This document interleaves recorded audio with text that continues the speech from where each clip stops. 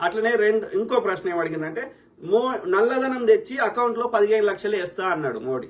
So దానికి app ఏం సమాధానం చెప్తుంది అంటే ఆ నల్లధనం నోట్ల రద్దు చేసిండు కదా, నల్లధనం రాలేదు, నోట్ల రద్దు చేస్తే ఆ నోట్లు రద్దు చేసిన నోట్లలో నల్లధనం అంటే అదే కదా, నల్లధనం అంటే ఆ పాత నోట్లు రద్దు చేయబడ్డాయి, వాటి స్థానంలో కొత్తవి పెట్టిందంటే అలా నల్లధనం ఉన్నదంతా కాలిపోతుంది, బూడిద అయిపోతుంది, మనకి అది నల్లధనం పోయినట్టు. అంటే ఇప్పుడు 100 నోట్లు ఉన్నాయనుకో, అందులో 50 నోట్లు నల్లవి ఉన్నాయనుకో, అంటే దానికి సోర్స్ చెప్పలేకపోయినాం. నల్లదంటే ఏంది, నల్ల రంగేసుడు కాదు. నల్లదంటే ఆ ఆదాయం ఎక్కడి నుంచి వచ్చి చెప్పలేకపోవడం, లేకపోతే దానికి ట్యాక్స్ కట్టకపోవడం. సో అట్లా ఉన్నప్పుడు సో ఆ నల్లధనం 50 రూపాయలు చెల్లకుండా చేస్తే మిగిలిన 50 రూపాయలే అకౌంట్లో మళ్ళీ రావాలి, తెల్లధనమే రావాలి. అంటే నల్లధనాన్ని కాలబెట్టడం, అది చెల్లకుండా చేయడమో జరుగుతుంది. అందుకోసమే తెచ్చిన ఏమంటారు ఈ నోట్ల రద్దు. దానివల్ల నల్లధనం పోతుంది.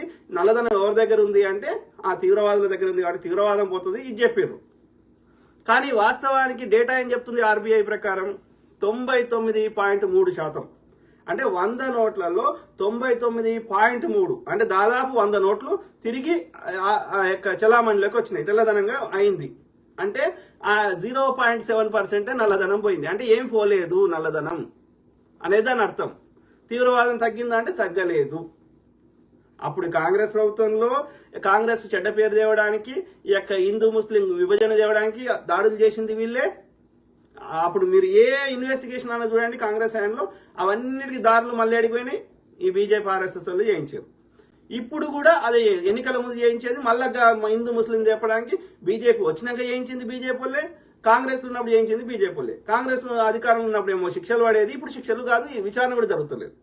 That is the difference. But అప్పుడు ఇప్పుడు చేయించింది వీళ్ళే, సింపుల్. లేకపోతే పుల్వామా దాడి చేసినాక ఇన్ని రోజులకి ఎందుకు దేశంలోకి ఆర్డీఎక్స్ ఎందుకు వచ్చిందో, సిబిఐ ఇన్వెస్టిగేషన్ ఎందుకు చేయదు, దోషులకు శిక్షలు ఎందుకు పడేది, సింపుల్.